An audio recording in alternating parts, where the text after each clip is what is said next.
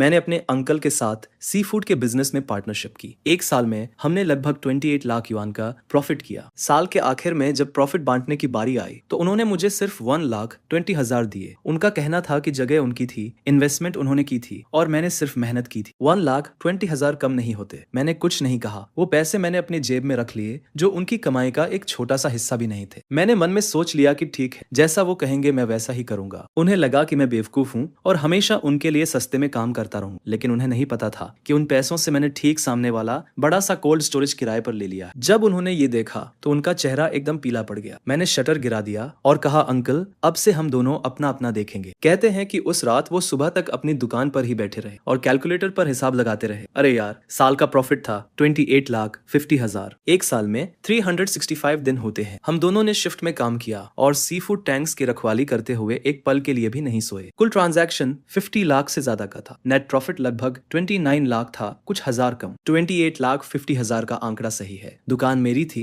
Investment मैंने की थी और बड़े होटल्स के साथ रिलेशनशिप भी मैंने ही संभाली थी। उन्होंने सिर्फ मेहनत की थी। उन्होंने मेरी तरफ देखा और फिर बोले, मुझे ऐसे मत देखो। अगर मैं किसी और हेल्पर को रखता तो ज्यादा से ज्यादा 10,000 युआन महीना देता। साथ ही मुझे उसके खाने, रहने और सोशल सिक्योरिटी का भी ध्यान रखना पड़ता। ये 1,20,000 तुम्हारी बचत है, ये कम नहीं है। वेयर एंड टेयर, डिप्रिशिएशन और कलेक्शन मैनेजमेंट को मिलाकर मैंने तो पूरे साल उन पुरानी रेफ्रिजरेशन मशीन्स को रिपेयर करने में ही 30,000 से ज्यादा खर्च कर दिए। वो सही कह रहे थे। दुकान और इन्वेस्टमेंट उनकी थी, लेकिन उन 27,30,000 में से कितने मेरी मेहनत और खून पसीने से कमाए गए थे, उन्होंने कभी ये हिसाब नहीं लगाया। मैंने कहा, ठीक है, जैसा आप कहेंगे मैं वैसा ही करूं। फिर उन्होंने कहा, चलो अब ज्यादा मत सोचो। नए साल के पहले दिन अच्छी क्वालिटी की लॉबस्टर का एक कंसाइनमेंट पोर्ट पर कम प्राइस में आएगा, वहां जल्दी पहुंच जाना। मैं घर नहीं गया। मेरे पास वो 1,20,000 युआन थे। मुझे डर था कि मेरी माँ मुझसे पूछेंगी कि मैंने अपने अंकल के साथ इस साल कितना कमाया और हमने प्रॉफिट कैसे बांटा। मेरे पास कोई जवाब नहीं था। पार्टनरशिप शुरू करते वक्त उन्होंने मुझसे कहा था, अरे हम तो फैमिली है। उसने मुझसे कहा था, हम मुनाफा बराबर बांटेंगे। जहां मैं खाऊंगा तुम भी खाओगे। न्यू ईयर से पहले उसने कहा था कि हम बराबर बांटेंगे। न्यू ईयर के बाद वो कहने लगा कि मेहनत तो सिर्फ मैंने की है। मैंने उस आंकड़े को बहुत देर तक देखा। क्या मेरी सारी मेहनत बस इतनी ही थी? क्या उसने ये नहीं कहा था कि वो पोजीशन उसकी है? तो ठीक है, अब मेरी अपनी होगी। मैंने मार्केट के लीजिंग सुपरवाइजर को सामने वाले 500 स्क्वायर मीटर के बड़े से रेफ्रिजरेटर के बारे में कॉल किया। रेंट और डिपॉजिट मिलाकर सिर्फ 1,20,000 थे। नीचे के सारे छोटे कस्टमर्स को तो मैं पहले से ही जानता था। मैं 3 दिन में कॉन्ट्रैक्ट साइन करके न्यू ईयर से पहले ओपनिंग कर सकता था। उसी रात मैंने सुपरवाइजर के टेबल पर पैसे रख दिए। हमने उसी रात कॉन्ट्रैक्ट साइन किया और मेरे हाथ में उस रेफ्रिजरेटर की चाबियां आ गई। मुझे पता चल गया कि अब मेरी डेस्टिनी किसी और के हाथ में नहीं है। न्यू ईयर के पहले दिन सुबह 4 o'clock बजे डॉक पर बर्फीली हवा चल रही थी। मैं हमेशा से 2 घंटे पहले पहुंच गया। जब शिप का कैप्टन आया तो मैं उसके पास गया। ओल्ड जान, मुझे लॉबस्टर का पूरा लॉट चाहिए, कैश पेमेंट अभी के अभी। कैप्टन हैरान रह गया। अरे तुम्हारे अंकल ने तुम्हें बताया नहीं? मैंने काश का बंडल निकाला और कहा, अब मैं अपना बिजनेस खुद कर रहा हूँ। मैं 5% ज्यादा प्राइस दूंगा। इंस्पेक्शन और लोडिंग मैं खुद करूंगा। आपको 1 मिनट भी वाइट नहीं करना पड़ेगा। कैप्टन ने मेरी तरफ देखा और कुछ सेकंड्स के लिए साइलेंट हो गया। जब मेरे अंकल डॉक पर पहुंचे तब तक फर्स्ट क्लास लॉबस्टर का पूरा लॉट मेरे रेफ्रिजरेटेड ट्रक में लोड हो चुका था। वो खाली डॉक पर खड़े होकर गुस्से से लाल हो रहे थे। ये सब क्या है? मैंने ट्रक का डोर बंद किया और कहा, अंकल आपने ही तो कहा था जिसकी जितनी एबिलिटी। Happy new year. मैं एक अच्छी स्टार्टिंग करना चाहता था। कार स्टार्ट हुई और रियर व्यू मिरर में मेरे अंकल की इमेज छोटी होती चली गई। मुझे पता था कि अब उनके और मेरे बीच कॉन्फ्लिक्ट पूरी तरह से सील हो चुका था। मैं लॉबस्टर्स को रेफ्रिजरेटर में ले गया और पूरी रात सॉर्टिंग करता रहा। गुड्स की क्वालिटी बहुत एक्सीलेंट थी। सबका वेट 750 ग्राम से ज्यादा था और क्लॉज भरे हुए थे। सॉर्टिंग खत्म करने के बाद मैंने मार्केट के रिटेल कस्टमर्स के ग्रुप में एक मैसेज सेंड किया। आधे घंटे से भी कम टाइम में 10 से ज्यादा लोग रेफ्रिजरेटर के सामने जमा हो गए। ये वो सारे कॉन्टैक्ट्स थे जिन्हें मैंने पूरे ईयर में कल्टीवेट किया था। मैंने जिनकी भी हेल्प की थी, मुझे वो सब परफेक्टली याद है। मैंने जैसे ही माल की जांच की, रिटेलर्स ने अपने ऑर्डर्स दिए। मैं मार्केट प्राइस पर बेच रहा था, बिना किसी एक्स्ट्रा चार्ज या होर्डिंग के। सिर्फ 2 घंटे में लॉबस्टर का पूरा स्टॉक बिक गया। मुझे 43,000 का नेट प्रॉफिट हुआ और मेरी पहली इन्वेस्टमेंट वापस मिल गई। एक्वाटिक कोल्ड स्टोरेज ऑफिशियली शुरू हो गया। सुबह 10 बजे मुझे मेरे अंकल का कॉल आया। मैंने जवाब नहीं दिया। इसके तुरंत बाद पूरे मार्केट में रूमर्स फैलने लगे कि मैंने अपने अंकल से झगड़ा कर लिया है और अपना खुद का स्टॉल खोल लिया है। मेरे अंकल ने धमकी दी कि जो कोई भी मुझसे बिजनेस करने की हिम्मत करेगा वो उनसे माल लेना भूल जाए। अपने अंकल को नाराज करके मैं इस मार्केट में कैसे सर्वाइव कर पाऊंगा। दोपहर से ही रिटेलर्स ने अपने ऑर्डर्स कैंसिल करने के लिए कॉल्स करना शुरू कर दिया। सब अर्जेंट टोन में बात कर रहे थे। कह रहे थे कि उनके घर में कुछ प्रॉब्लम है और वे फिलहाल माल नहीं खरीदेंगे। मैं समझ गया कि क्या हो रहा है। मैंने और कुछ नहीं नहीं कहा और पूरी डिपॉजिट वापस कर दी। दोपहर 3 बजे मेरे अंकल मार्केट के कुछ पुराने स्टॉल ओनर्स के साथ आए और मेरे कोल्ड स्टोरेज का एंट्रेंस ब्लॉक कर दिया। उंगली दिखाते हुए उन्होंने मुझे एहसान फरामोश कहा। उन्होंने कहा कि उन्होंने मुझे गांव से निकाला, मुझे बिजनेस करना सिखाया और मैं उन्हें गलत तरीके से पे कर रहा हूँ। लोग हमें घेरने लगे, सब ड्रामा देखने को बेताब थे। मैंने उनसे 1,20,000 युआन के बारे में बहस नहीं की। मैंने बस उनसे कामली पूछा कि वो क्या चाहते हैं। अंकल कुछ देर के लिए चुप हो गए, लेकिन आखिरकार धमकी दी कि मार्केट के शिप्स के कैप्टन और बड़े कस्टमर्स मुझसे डील करने की हिम्मत नहीं करेंगे। उन्होंने कहा कि मैं बंद होने का इंतजार करूं। वो मुड़े और चले गए। दूसरे ओनर्स भी उनके पीछे चले गए और धीरे धीरे भीड़ छट गई। फुसफुसाहटें जारी रही। मैं कोल्ड स्टोरेज के सामने खड़ा होकर उनकी पीठ को देखता रहा, बिना किसी रिएक्शन के। मैं 1 साल से इस मार्केट में स्ट्रगल कर रहा। कौन सा शिप कब डॉक करता है, किस रिटेलर को किस माल की जरूरत है, मुझे सबसे बेहतर पता है। मेरे अंकल को लगता है कि उन्होंने मेरी लाइफ कंट्रोल कर ली है, लेकिन उन्हें नहीं पता कि ट्रू रिलेशंस मेहनत से कमाए जाते हैं, वो थ्रेट से नहीं टिकते। उस रात मैंने अपना साइन बोर्ड टांग दिया, थोक एजी जलीय उत्पाद। 5 बड़े अक्षर सीधे मेरे अंकल के स्टॉल की ओर देख रहे थे। रात की रोशनी में चमकते हुए मैंने मार्केट के एंट्रेंस पर एक नोटिस भी चिपका दिया, जिसमें एक ऑपरेटर की भर्ती की जा रही थी। मुझे महीने के 12,000 का सैलरी मिलता है, जिसमें खाना, रहना और सोशल सिक्योरिटी भी शामिल है। अगर काम अच्छा रहे तो साल के अंत में बोनस भी है। अगली सुबह शाओलिन नाम का एक लड़का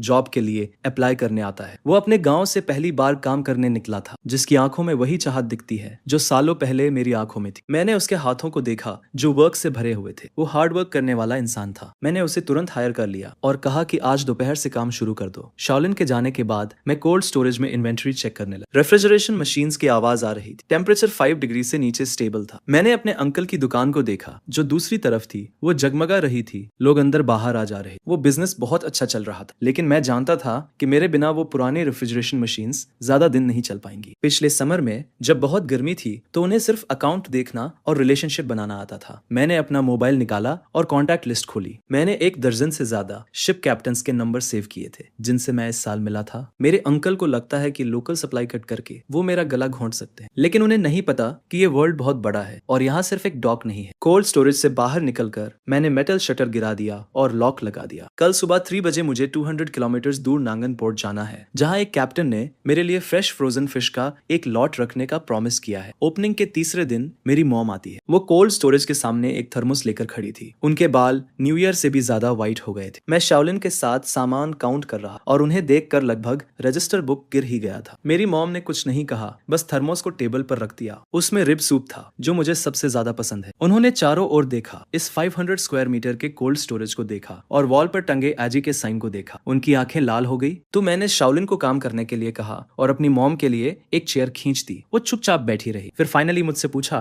कि क्या ये सच है कि मेरा झगड़ा मेरे अंकल से हुआ है। मैंने हाँ में सिर हिलाया। इसके थोड़ी देर बाद मेरी मॉम साइक करते हुए कहती है कि कल अंकल घर आए थे। वो मेरे सामने 2 घंटे तक रोए और कहने लगे कि मैं कितना अनथॉकफुल हूँ। कहानी कुछ ऐसी शुरू होती है कि 1 साल तक मेरे साथ कड़ी मेहनत करने के बाद आखिर में मैंने उससे बिजनेस छीन लिया और उसका सारा माल ब्लॉक कर दिया। वो सबको कह रहा था कि मैं उसे बर्बाद कर रहा हूँ, जिस पर मेरी माँ मुझसे कहती है, तेरे चाचा ने मुझे तुझे समझाने के लिए कहा है कि तू कोल्ड स्टोरेज वापस उसे दे दे और उसके साथ काम करना शुरू कर दे। वो तुझे बोनस भी देगा, साल के 2 लाख देगा। ये सब सुनकर मैं कुछ नहीं कहता, बस दराज से एक फाइल निकालकर अपनी माँ को दे देता हूँ। उस फाइल में पूरे साल के मेरे काम का रिकॉर्ड था। हर खरीदारी का बिल, हर मरम्मत का बिल, हर कॉल रिकॉर्ड और फ्रिज के रख रखाव का रिकॉर्ड भी था। मैंने लाल पेन से कुछ जरूरी बातें मार्क की थी, जैसे पिछले साल जुलाई में यूनिट 3 का कंप्रेसर खराब हो गया था। तब मैं 36 घंटे लगातार उसे ठीक करता रहा और मेरा चाचा एसी वाले कमरे में बैठकर ताश खेल रहा था। फिर सितंबर में एक रेस्टोरेंट पर 1.5 लाख बाकी थे। मैं उन्हें वसूल करने के लिए आधे महीने तक भागता रहा। मेरे चाचा ने कहा कि ये तो मेरा काम है। नवंबर में सुबह 2 बजे माल आया। मैंने अकेले ही 3 टन सी फूड उतारा, जिस वजह से मेरी पीठ में 1 महीने के लिए चोट लग गई और मेरे चाचा अगले दिन सिर्फ हिसाब करने आए। मेरी माँ वो सारे रिसीट देख रही थी और उनके हाथ कांपने लगे। मैंने उनसे कहा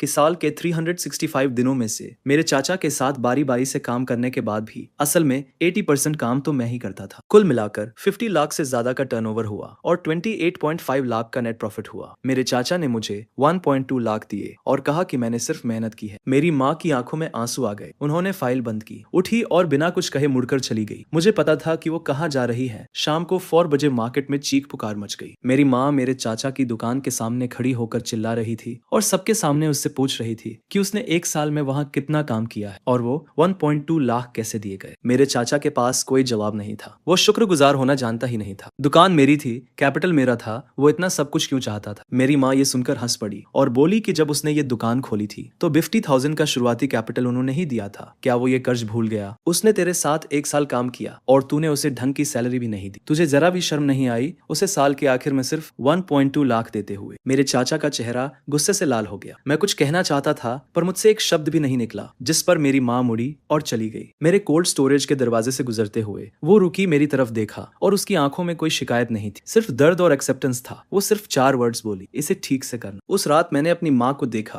कि कैसे वो मछलियों को छांटती है, कैसे सी फूड की फ्रेशनेस को जज करती है। वो बहुत सीरियसली सीख रही थी, नोट्स ले रही थी और सवाल पूछ रही थी। उसे देखकर मुझे 1 साल पहले का मैं याद आ गया। उस वक्त मैं भी ऐसा ही था। मुझे लगता था कि अगर मैं तकलीफ उठाने को तैयार हूँ तो मेरे अंकल मेरे साथ ईमानदारी से पेश आएंगे। अब मुझे समझ में आया है कि इस दुनिया में सिर्फ अपनी पोजीशन ही सबसे रिलायबल होती है। रात के 11 बजे मेरे अंकल की दुकान जो ठीक सामने थी अब भी खुली थी। मैंने ग्लास से देखा कि वो अकेले बैठे हुए हिसाब की किताब देख रहे थे और उनके पास रखा रेफ्रिजरेटर अजीब सी आवाज कर रहा था और स्क्रीन पर टेम्परेचर अनस्टेबल दिख रहा था। मैंने अपनी नजरें हटा ली और वेयरहाउस का डोर बंद कर दिया। कल एक अर्जेंट ऑर्डर है, मैं फेल नहीं हो सकता। दुकान खुलने के 5वें दिन मेरी सप्लाई काट दी गई। सुबह 4 बजे मैं हमेशा की तरह सामान लेने घाट पर गया। ओल्ड जान की नाव पहले ही आ चुकी थी, लेकिन मुझे देखकर उसने सिर हिला दिया। उसने मुझसे कहा, मुझे माफ करना, आज का सारा माल तुम्हारे अंकल ने बुक कर लिया है। प्राइस मार्केट से 20% ज्यादा है। मैं शॉक्ड रह गया। मैं दूसरे कैप्टन को ढूंढने के लिए मुड़ा, पर सबको पूछने के बाद जवाब वही था। मेरे अंकल ने मार्केट और दूसरे बड़े दुकानों के साथ मिलकर सारे लोकल सप्लाईज को मार्केट प्राइस से 20% ज्यादा प्राइस पर खरीद लिया था। मैं खाली घाट पर खड़ा रहा, सी फूड की नावों को जाते हुए देख रहा था और मेरे हाथ में सिगरेट जलकर खत्म हो गई। जब मैं वेयरहाउस वापस आया तो शाओलिन मेरा इंतजार कर रही थी। मुझे खाली हाथ देखकर उसके चेहरे पर चिंता दिख रही थी। मैंने उससे ज्यादा कुछ नहीं कहा, बस उसे आराम करने के लिए कहा। मैं ऑफिस में अकेला बैठ गया और अपनी कॉन्टैक्ट लिस्ट देखने लगा। अगर लोकल सप्लाई ब्लॉक हो गई है तो मैं बाहर से लाऊंगा। मुझे याद आया कि 2 महीने पहले जब मैं नए साउथ पियर पर सामान ट्रांसपोर्ट कर रहा था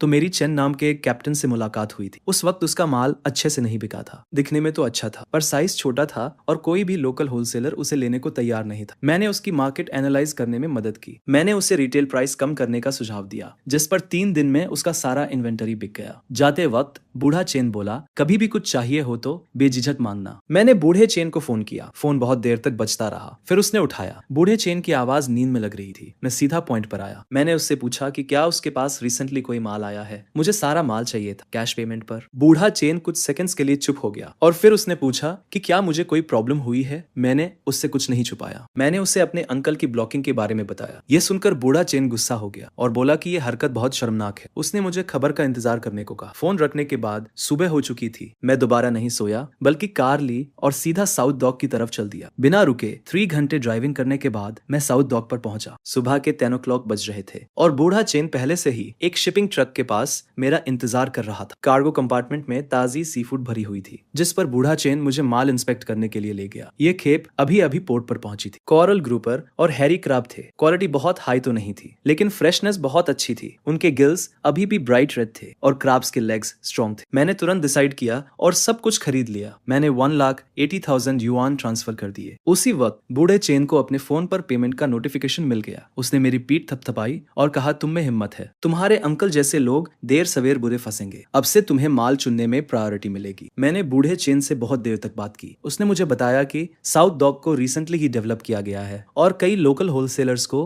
अभी तक इस रूट के बारे में पता नहीं। यहाँ सप्लाई स्टेबल है और प्राइसेस नॉर्थ से 10% कम है। इसके अलावा शिप्स के कैप्टन्स ईमानदार और स्ट्रेट फॉरवर्ड लोग हैं। मुझे और भी कॉन्फिडेंस हुआ। मेरे अंकल को लगा कि लोकल डॉकों को कंट्रोल करके वो मुझे घुटने टेकने पर मजबूर कर देंगे, लेकिन उन्हें नहीं पता कि ये समुद्र बहुत बड़ा है। यहाँ 1 से ज्यादा डॉक्स हैं। मैं ट्रक भरकर वापस मार्केट पहुंचा और शाओलिन पहले से ही कोल्ड स्टोरेज के डोर पर मेरा वेट कर रहा था। जैसे ही मैंने ट्रक देखा, मेरी आंखें चमक उठी। हम लोगों ने पूरी रात माल उतारा। फिर हमने कोरल ग्रोपर और हैरी क्रैब के लॉट को छाटा और तौला। हालांकि वो फर्स्ट क्लास नहीं थे, लेकिन उनकी ताजगी बहुत अच्छी थी और मार्केट प्राइस से 5% कम थे। मैंने तुरंत अपने कुछ पुराने कस्टमर्स को कॉल किया। उन्हें माल की जरूरत थी और उन्होंने वहीं पर ऑर्डर्स दे दी। उसी रात 10 बजे तक आधा से ज्यादा माल बिक चुका था, जिससे मुझे 1,50,000 युआन मिले। अगली सुबह मैं फिर से साउथ पियर पर गया। इस बार ओल्ड चेन ने मुझे 2 और कैप्टन से मिलवाया जो ओपन सी में और भी ज्यादा स्टेडी सप्लाई के साथ ऑपरेट करते थे। मैंने उनके साथ कोलैबोरेशन करने का इंटेंशन डिस्कस किया और प्रॉमिस किया कि जब तक क्वालिटी अच्छी रहेगी मैं सब कुछ कैश में पे करूंगा, कोई डिले नहीं होगा। ये सुनकर तीनों कैप्टन्स ने थोड़ी देर तक आपस में बात की और फाइनली मान गए। उनमें से एक, जिसका सुरनेम वोंग था, उसने कहा, वाह, इतनी कम उम्र में अपने दम पर लॉन्च करने के लिए तुम्हारे अंदर बहुत हिम्मत है, तुम्हारे अंदर डिटर्मिनेशन है। हम जो सेलिंग करते हैं वो रेप्यूटेशन को सबसे ऊपर रखते हैं। अगर तुम कैश पेमेंट्स मेंटेन रखते हो तो हम तुम्हें सप्लाई में प्रायोरिटी देंगे। मैंने उन सभी से हैंडशेक किया और फाइनली मेरे ऊपर से एक बहुत बड़ा बोझ उतर गया। शहर जाते वक्त मुझे शाओलिन का कॉल आया। उसने मुझे बताया कि मेरे अंकल आज वेयरहाउस के सामने थे। उन्होंने कई चक्कर लगाए और देखा कि हम कैसे माल अनलोड कर रहे थे और उनका चेहरा बहुत डार्क लग रहा था। कुछ रिटेलर्स भी आकर पूछ रहे थे कि हम माल कहां से ला रहे हैं और मार्केट से भी कम प्राइस में क्यों दे रहे हैं। मैंने फोन कट किया और विंडो के पीछे से गुजरते लैंडस्केप को देखने लगा। मेरे अंकल को लगता था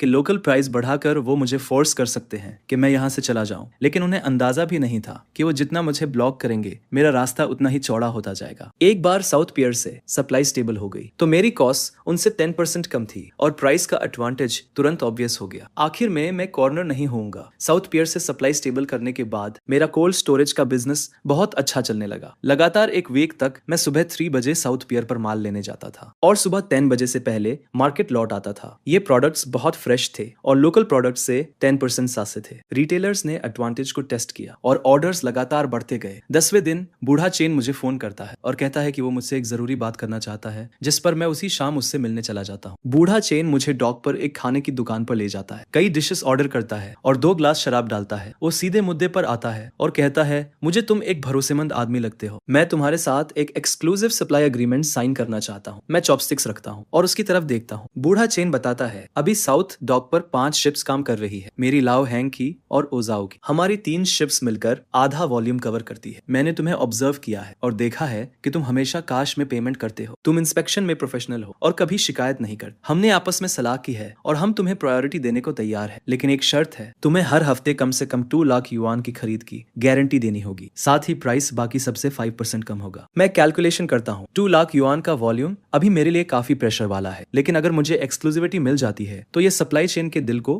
कंट्रोल करने जैसा होगा। मेरे चाचा लोकल प्राइसेस बढ़ाकर मुझे ब्लॉक करने की कोशिश कर रहे हैं और मुझे साउथ डॉक पर सबसे कम प्राइस मिल रहा है। इस गेम से एडवांटेज तुरंत साफ हो जाएगा। मैं बूढ़े चेन से हाथ मिलाता हूँ। हम अग्रीमेंट तुरंत साइन करते हैं जिसकी ड्यूरेशन 3 महीने की है। मैं वीकली 2 लाख युआन के वॉल्यूम की गारंटी देता हूँ। वो स्टेबल सप्लाई और सबसे अच्छे पॉसिबल प्राइस की गारंटी देते हैं। अग्रीमेंट साइन करने के बाद लाओ चेन मुझे एक और बात बताता है। वो कहता है कि हाल ही में कोई अपने कॉन्टैक्ट्स का इस्तेमाल करके ये पता लगाने की कोशिश कर रहा है कि मैं अपना सामान कहाँ से लेता हूँ। वो लोग मुझसे ये लाइन छीनने के लिए बहुत ज्यादा प्राइस ऑफर कर रहे हैं। ओचनन कहता है, देखो बिजनेस में रेपुटेशन मायने रखती है। तुम हमारे साथ लॉयल रहे हो। हम अपनी बात से मुकरने जैसा घटिया काम नहीं करेंगे, लेकिन सावधान रहें। तुम्हारे चाचा सालों से इस एरिया में काम कर रहे हैं और उनके पास कई चालें हैं। मैं सिचुएशन को समझते हुए हामी भरता हूँ। जब मैं मार्केट वापस आता हूँ तो रात के 9 बज चुके होते हैं और योलिन अभी भी कोल्ड स्टोरेज में सामान अरेंज कर रही होती है। मुझे देखकर वो तुरंत आती है और बताती है कि आज 3 और रिटेल कस्टमर्स ने ऑर्डर्स दिए और एक रेस्टोरेंट का ओनर भी है जो लॉन्ग टर्म कोलैबोरेशन के बारे में बात करना चाहता। अगली सुबह मैं उस रेस्टोरेंट में जाता हूँ। ले नाम के एक रेस्टोरेंट के ओनर हैं जिनकी उम्र 40 के आसपास है। उनके यहाँ सी फूड की खपत काफी ज्यादा है। ली मुझसे कहते हैं कि पहले वो हमेशा मेरे अंकल से ही माल खरीदते थे, जिस पर अब मछली के मरने की रेट बहुत बढ़ गई है और उन्होंने कई बार शिकायत भी की, लेकिन कोई इंप्रूवमेंट नहीं हुई। फिर मैं उन्हें कोल्ड स्टोरेज में माल दिखाने के लिए ले जाता हूँ। ले हर चीज की बहुत सावधानी से इंस्पेक्शन करते हैं, मछली के गिल्स के कलर से लेकर आंखों की क्लैरिटी तक। वो हर डिटेल को चेक करते हैं और फाइनली सिर हिलाकर कहते हैं कि माल वाकई में अच्छा है। वो मुझसे पूछते हैं कि क्या मैं स्टेबल सप्लाई की गारंटी दे सकता हूँ, जिस पर मैं उन्हें अनमतों के साथ एक्सक्लूसिव सप्लाई का अग्रीमेंट दिखाता हूँ। उसे पढ़ने के बाद ली तुरंत डिसाइड करते हैं कि अब से उनके दोनों लोकेशंस के लिए सारा सी फूड मुझसे ही खरीदा जाएगा, कम से कम 50,000 युआन वीकली। ली को विदाई देने के बाद मैं कोल्ड स्टोरेज के सामने खड़ा होकर सिगरेट जलाता हूँ, जो मेरे अंकल का है। वो किसी से बहुत ऊंची आवाज में आर्ग्यू कर रहे थे और ग्लास से दिख रहा था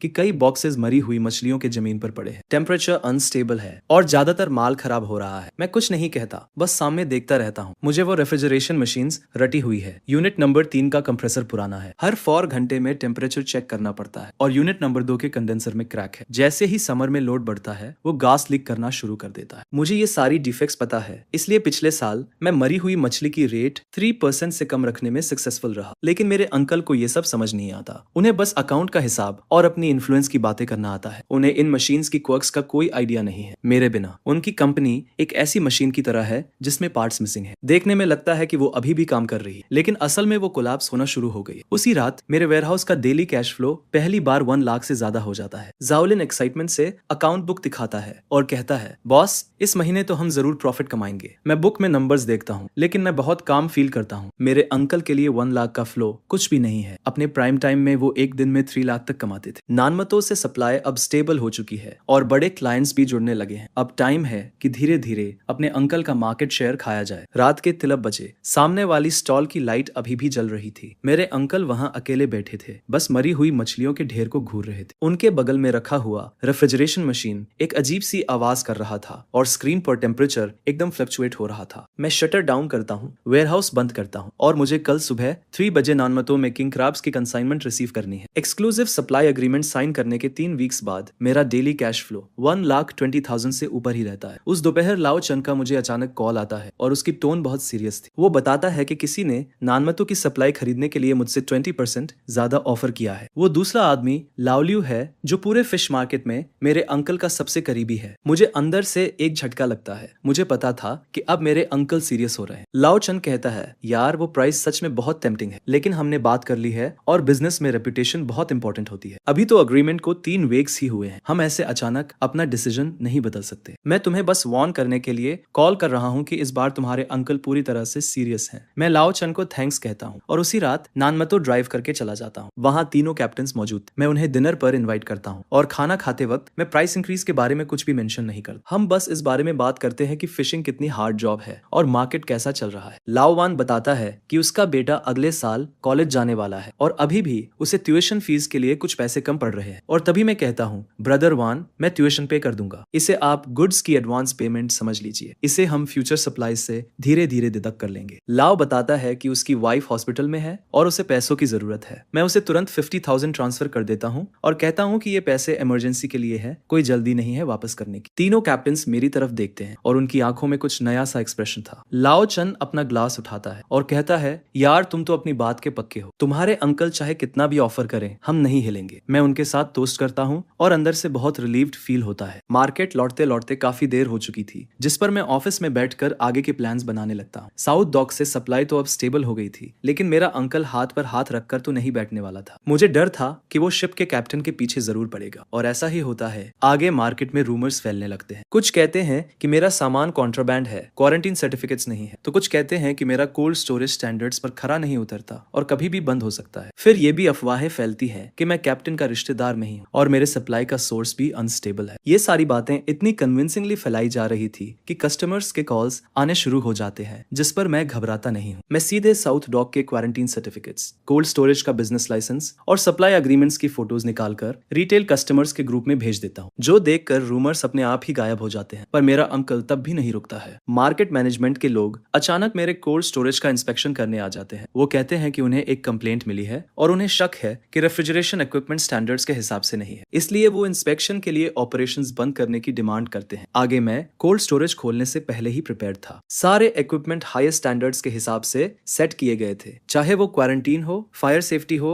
या एनवायरमेंटल प्रोटेक्शन हो। सारे सर्टिफिकेट्स ऑर्डर में थे। इंस्पेक्टर 2 घंटे तक चेक करता है, पर उसे कोई गलती नहीं मिलती और आखिर में वो खाली हाथ चला जाता है। उसे विदाई करने के बाद शाओलिन धीरे से कहती है, बॉस, किसी ने देखा कि आपके अंकल ने ही एडमिनिस्ट्रेशन में कंप्लेंट की थी। मैं सिर हिलाता हूँ। मुझे तो पहले से ही इन टैक्टिक्स का अंदाजा था। उस शाम मेरे कोल्ड स्टोरेज का डेली फ्लो 1,50,000 से ऊपर चला जाता है, जो मेरे अंकल के बिजनेस को ऑफिशियली पीछे छोड़ देता है और ये खबर पूरे मार्केट में तेजी से फैल जाती है। हर कोई कमेंट करता है कि मैं सच में जीत गया। शाम होते होते मेरे अंकल के स्टॉल के सामने क्रेडिटर्स का एक ग्रुप इकट्ठा हो जाता है, जो उनसे पेमेंट की डिमांड कर रहे थे। इस दौरान मेरी सप्लाई को ब्लॉक करने के लिए मेरे अंकल ने लोकल डॉक पर ऊंचे दामों पर माल जमा करना शुरू कर दिया और कॉस्ट बढ़ाने के लिए दूसरे स्टॉल्स के साथ मिल गया, जिससे उसकी कैपिटल चेन टाइट होने लगती है। मछलियों की मोर्टेलिटी रेट हाई बनी रहती है और वो बहुत सारे कस्टमर्स खो देता है। हालात और भी मुश्किल होते जा रहे थे। शाओलिन ने मुझसे कहा, आज फिर तुम्हारे अंकल की कूलिंग मशीन नंबर 3 खराब हो गई। एक पूरा क्राट किंग क्रैब्स मर गए। कम से कम 80,000 का नुकसान हुआ है। मुझे वो कूलिंग मशीन नंबर 3 अच्छी तरह से याद है। पिछली गर्मियों में जब वो पहली बार खराब हुई थी, मैं लगातार 36 घंटे जगा रहा था उसे ठीक करने के लिए। उसका हर एक पार्ट, उसकी हर सनक मुझे पता है, लेकिन अब वो मेरी जिम्मेदारी नहीं है। रात होते ही बॉस ने मुझे कॉल किया और कहा कि उसका एक दोस्त भी मुझसे सामान खरीदना चाहता है। वो शहर में एक और रेस्टोरेंट चेन का मालिक है। हर हफ्ते कम से कम 70,000 का ऑर्डर देगा। मैंने अगले दिन उससे मिलने के लिए हाँ कर दी। कॉल काटने के बाद मैं कोल्ड स्टोरेज के सामने खड़ा हो गया। सामने वाली स्टॉल की लाइट्स अभी भी जल रही थी। शीशे से मैं अपने अंकल को देख सकता था। वो वहां अकेले बैठे हुए थे। उनके सामने बिल्स का ढेर लगा हुआ था। ऐसा लग रहा था जैसे उनके बाल और भी ज्यादा सफेद हो गए। उनका फिगर अजीब तरह से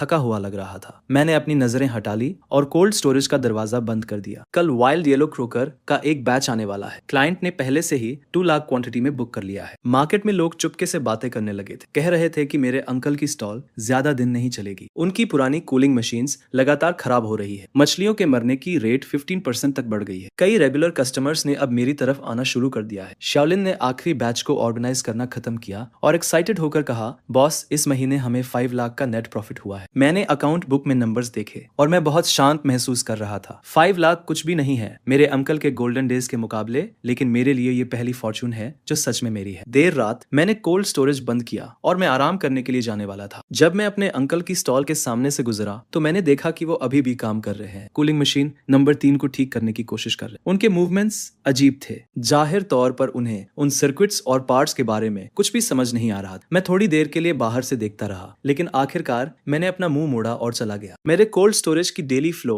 जब 1,50,000 पर स्टेबल हो गई तो मेरे अंकल ने प्राइस वॉर शुरू कर दी। अगली सुबह मार्केट में अचानक ये खबर फैल गई, मेरे अंकल की स्टॉल पर सारे सी फूड्स 20% डिस्काउंट पर मिल रहे हैं। एक लॉस पर लिक्विडेशन। कई रिटेलर्स को जैसे ही पता चलता है वो तुरंत अपनी पोजीशन पर भाग जाते हैं। तभी शाओलिन मुझसे आकर पूछता है, बॉस क्या हमें भी कीमतें कम कर देनी चाहिए? जिस पर मैं उसे मना कर देता हूँ। असल में मैं जानता हूँ कि मेरे चाचा क्या कर रहे हैं। वो मुझे प्राइस वॉर में फंसा कर बर्बाद करना चाहते हैं, जिससे मैं कीमतें कम करने पर मजबूर हो जाऊं और या तो मेरा नुकसान हो या फिर मेरे कस्टमर्स चले जाएं। पर वो एक बात भूल गए, मेरा कॉस्ट उनसे 10% कम है और मेरी सप्लाई भी ज्यादा स्टेबल है। और सबसे बड़ी बात, मुझे उनसे कीमतों में कम्पीट करने की कोई जरूरत नहीं है। मैं शाओलिन को कुछ थर्मल बॉक्सेस और रेफ्रिजरेटेड डिलीवरी व्हीकल्स खरीदने के लिए कहता हूँ। मैं अपनी सर्विस को बेहतर बनाने वाला हूँ। अब मैं हाई एंड रूट पर जाऊंगा जिसमें 0 मोर्टेलिटी और ऑन टाइम डिलीवरी होगी। शाओलिन को ये बात समझ नहीं आती। वो कहता है कि आजकल तो सब कीमतों के लिए कम्पीट कर रहे हैं, ऐसे में ये सब करना कितना सही है। जिस पर मैं कहता हूँ कि प्राइस वॉर के आखिर में यही मायने रखता है कि कौन ज्यादा देर तक टिकता है। उनके साथ खुद को थकाने से बेहतर है कि मैं कोई और रास्ता अपनाऊं। अगले 3 दिनों तक मैं कीमतें कम नहीं करता, बल्कि अपनी पूरी एनर्जी सर्विस पर लगा देता हूँ। वेयरहाउस से निकलने वाले हर लॉट को मैं खुद चेक करता हूँ ताकि एक भी मरी हुई मछली ना हो, और डिलीवरी टाइम भी एकदम प्रिसाइज है। कस्टमर को जब सामान चाहिए उसे आधे घंटे के अंदर मिल जाना चाहिए। शुरू में कुछ रिटेलर्स मेरे चाचा की कम कीमतों से अट्रैक्ट जरूर होते हैं, लेकिन बहुत जल्द ही दिक्कतें शुरू हो जाती है। कीमतें कम रखने के लिए मेरे चाचा छोटे डॉग्स से घटिया सामान खरीदने लगते हैं और उनके रेफ्रिजरेटर्स भी ठीक नहीं है, जिसकी वजह से मछलियों की मोर्टेलिटी रेट बहुत ज्यादा बढ़ जाती है। कई रिटेलर्स को जब सामान मिलता है तो उन्हें पता चलता है कि देखने में तो उन्होंने 20% बचा लिए, लेकिन एक्चुअल कॉस्ट कैलकुलेट करने पर उनका नुकसान हो रहा है। 5वें दिन कुछ रिटेलर्स मेरे पास वापस आने लगते हैं। वो कहते हैं कि उन्हें थोड़ा ज्यादा पे करने से कोई दिक्कत नहीं, लेकिन क्वालिटी सबसे ज्यादा जरूरी है। मैं ज्यादा कुछ नहीं कहता, बस सप्लाई और सर्विस देने में लगा रहता हूँ। तभी मिस्टर ली का कॉल आता है और वो बताते हैं कि उनके दोस्त ने इवैल्यूएट करके फैसला किया है कि वो अपने सारे सी फूड ऑर्डर्स मुझे ही देंगे। ये शहर के सबसे बड़े चेन होटल्स में से एक है, जिसका वॉल्यूम कम से कम 1 लाख हर हफ्ते का है। उस आदमी ने मुझसे कहा, अरे मेरा दोस्त भी तुम्हारे चाचा के पास गया था, लेकिन उसका माल ठीक नहीं था और उसमें बहुत मरी हुई मछलियां थी। हालांकि तुम्हारे दाम थोड़े ज्यादा है, पर तुम्हारी मछलियां मरी हुई नहीं होती और तुम समय पर डिलीवरी करते हो, जो होटल्स के लिए सबसे जरूरी है। फिर वो आगे बताता है, मैं मिस्टर ली के दोस्त से मिला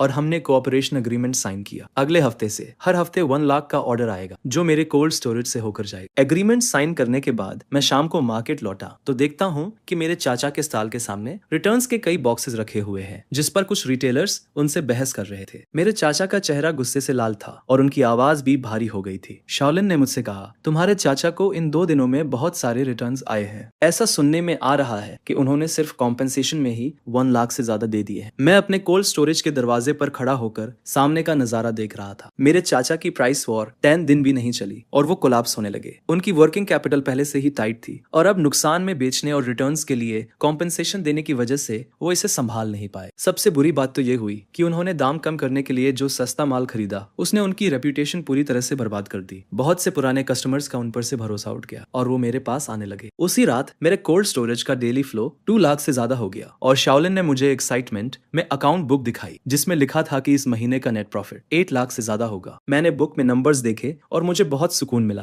प्राइस वॉर कभी भी वो नहीं जीतता जो सबसे कम दाम रखता है, बल्कि वो जीतता है जो आखिर तक टिका रहता है। मेरे चाचा को लगा कि कम दाम से वो मुझे बर्बाद कर देंगे, लेकिन उन्हें नहीं पता था कि असली किला तो क्वालिटी और सर्विस होती। रात को बहुत देर तक सामने वाले स्टॉल की लाइट जलती रही। मेरे चाचा वहां अकेले बैठे हुए हुए थे और उनके सामने बिल्स और रिटर्न नोट्स का ढेर लगा हुआ था। उनका फोन लगातार बज रहा था। जरूर क्रेडिटर्स होंगे जो अपना पैसा मांग रहे होंगे। मैंने अपने कोल्ड स्टोरेज का दरवाजा बंद किया और आराम करने की तैयारी करने लगा। कल ऑस्ट्रेलियन लॉबस्टर्स का एक और बैच आने वाला है। मिस्टर ली के दोस्त के होटल का पहला ऑर्डर है और मैं कोई गलती नहीं कर सकता। मार्केट से बाहर निकलते वक्त मैंने एक बार पीछे मुड़कर देखा। रात के अंधेरे में मेरे चाचा की दुकान एकदम सुनसान लग रही थी और वो साइन जो 10 सालों से वहां लटका हुआ था हवा में झूल रहा था और एक अजीब सी आवाज कर रहा। मार्केट में लोग दबी आवाज में बातें करने लगे थे कि इस बार मेरे चाचा ने कुछ ज्यादा ही कर दिया है। प्राइस वॉर में उन्होंने एक को नहीं बल्कि खुद को ही बर्बाद कर लिया है। कुछ लोग तो ये भी कह रहे थे कि अगर ऐसा ही चलता रहा तो मेरे चाचा की दुकान इस महीने भी नहीं टिक पाएगी। मैं इन बातों में बिल्कुल शामिल नहीं हुआ, बस चुपचाप अपना काम करता रहा। अगली सुबह ऑस्ट्रेलियन लॉबस्टर का वो शिपमेंट समय पर आ गया। मैंने खुद माल चेक किया, उसे छाटा और फिर डिस्ट्रीब्यूट किया। एकदम परफेक्ट सर्विस थी। मिस्टर ली के दोस्त को जब माल मिला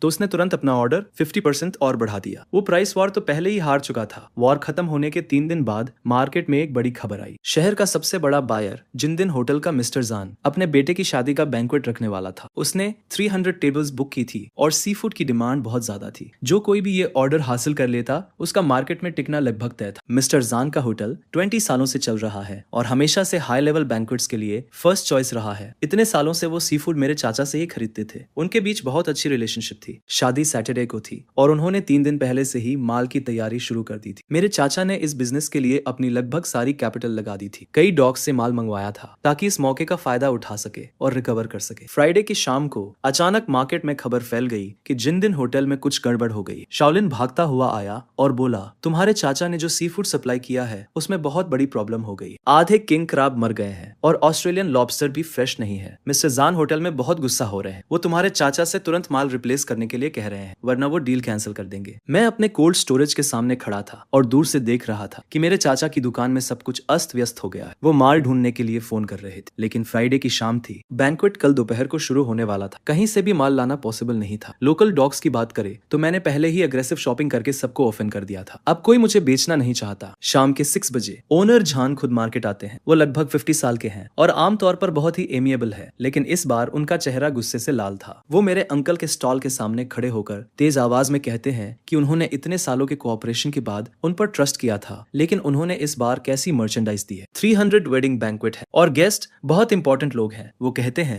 कि मैं क्या एक्सप्लेनेशन दूंगा। ये सुनकर मेरे अंकल पसीने से लथपथ हो जाते हैं और लगातार अपोलोजाइज करते हुए कहते हैं कि वो किसी तरह मर्चेंडाइज को रिप्लेस कर देंगे। ओनर जान कहते हैं कि अगर रात 10 बजे से पहले उन्होंने अच्छी क्वालिटी के प्रोडक्ट्स नहीं दिए तो उनके बीच कोई और बिजनेस नहीं होगा। ओनर जान मुड़कर जाने लगते हैं और तभी वो मुझे मेरे रेफ्रिजरेटेड रूम के सामने खड़ा हुआ देखते हैं। वो हैरान हो जाते हैं, मेरे पास आते हैं और पूछते हैं कि क्या मैं यहाँ हूँ। मैं हाँ में सिर हिलाता हूँ और ओनर जान सीधे पूछते हैं, क्या तुम्हारे पास अभी मर्चेंडाइज है? मुझे 50 किंग क्रैब, 80 ऑस्ट्रेलियन लॉबस्टर और 100 किलोग्राम कोरल ग्रुपर चाहिए। सब कुछ जिंदा और परफेक्ट कंडीशन में होना चाहिए। क्या तुम इसे रात 10 बजे से पहले रेस्टोरेंट में डिलीवर कर सकते हो? मैं जल्दी से कैलकुलेट करता हूँ। मेरे वेयरहाउस में इन्वेंटरी काफी नहीं है, लेकिन साउथ डॉक पर बूढ़े चेन को आज ही एक बैच मिला है। मुझे क्वालिटी अच्छी तरह से पता है। साउथ डॉक से शहर और फिर जिंदिन रेस्टोरेंट तक मर्चेंडाइज ले जाना समय के हिसाब से बहुत टाइट है, लेकिन इम्पॉसिबल नहीं है। मैं कहता हूँ कि मैं कर सकता हूँ, लेकिन मुझे पहले क्वालिटी इंस्पेक्ट करनी होगी ताकि कोई प्रॉब्लम ना हो। ओनर जान कुछ सेकंड के लिए चुपचाप मुझे देखते हैं और फाइनली हाँ में सिर हिलाते हैं। वो कहते हैं कि ये उनके बेटे की शादी है और वो कोई मिस्टेक नहीं देखना चाहते। मैं तुरंत बूढ़े चेन को कॉल करता हूँ और उनसे कहता हूँ कि वो आज पोर्ट पर आए, बैच को रिजर्व कर ले, और फिर शियाओलिन को कॉल करता हूँ। हम रेफ्रिजरेटेड ट्रक लोड करते हैं और सीधे साउथ डॉक के लिए निकल जाते हैं। वहां पहुंचते ही शाम के 7:30 बज चुके थे। बूढ़े चेन ने सब कुछ रेडी कर रखा था। मैं एक एक करके सब कुछ चेक करता हूँ, ये एंश्योर करते हुए कि सब कुछ वाइटलिटी से भरा हुआ है। वेरीफाई करने के बाद हम तुरंत लोड करते हैं और वापस लौट जाते हैं। हम रात 9 बजे मार्केट पहुंचते हैं। शियाओलिन और मैं पूरी रात बिना किसी डिटेल को नेग्लेक्ट किए सब कुछ सॉर्ट करते हैं। रात 9:40 पर मर्चेंडाइज लोड हो जाती है और हम जिंदिन रेस्टोरेंट के लिए रवाना हो जाते हैं। मैं रेस्टोरेंट पहुंचता हूं